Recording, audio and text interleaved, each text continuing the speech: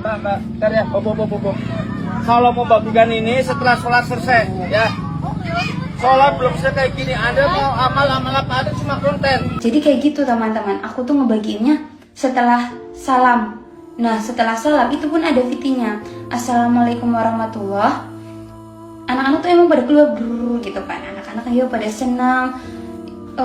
Menurutku mereka tuh pada semangat gitu sholat Jumatnya karena ada Jumat berkah kan. Ada 2 poin teman-teman netizen ya. Poin yang pertama adalah berbicara tentang hukum syariatnya. Poin yang kedua berbicara tentang konsep akhlak dan adabnya. Nah di sini kalau kita cermati, yang pertama adalah berkaitan dengan hukum syariatnya. Apakah si kakak perempuan ini benar apa salah? Itu bergantung pada cerita hakikat dari cerita ini. Saya pribadi kurang tahu klarifikasi aslinya. Tetapi kalau memang apa yang disampaikan oleh mbaknya benar, bahwa dia membagikan makanan itu selesai sholat Jumat, maka dia memang tidak salah. Karena setiap selesai sholat Jumat, maka memang kita punya hak untuk keluar dari masjid. Masalah zikir atau tidak zikir itu memang merupakan anjuran, tetapi tidak kemudian kita berhak melarang seseorang, bahkan menistakan seseorang karena dia tidak berzikir, apalagi kalau itu adalah anak-anak. Hal itu merujuk pada firman Allah Subhanahu wa taala dalam surat Al-Jumu'ah ayat yang ke-10. Allah berfirman, "Fa idza qudiyatis shalah," jika salat sudah selesai, "fantashiru fil ardi," maka bubarlah engkau di muka bumi, "wabtaghu min fadlillah," maka kemudian carilah keutamaan Allah, "wadhkurullaha katsira," dan ingatlah Allah dengan sebanyak-banyaknya, la'allakum tuflihun, agar engkau menjadi orang-orang yang beruntung. Namun apabila klarifikasi kakak perempuan ini ternyata salah, itu dibagikan sebelum sholat Jumat berakhir, maka memang betul si bapak yang benar. Hal itu merujuk pada ayat berikutnya Al-Jumu'ah ayat yang ke-11, "Fa idza ra'au tijaratan aw lahwan faddu ilaiha wa tarakuka qa'ima." Orang-orang yang tidak baik itu jika mereka sholat Jumat mendengarkan ada perniagaan,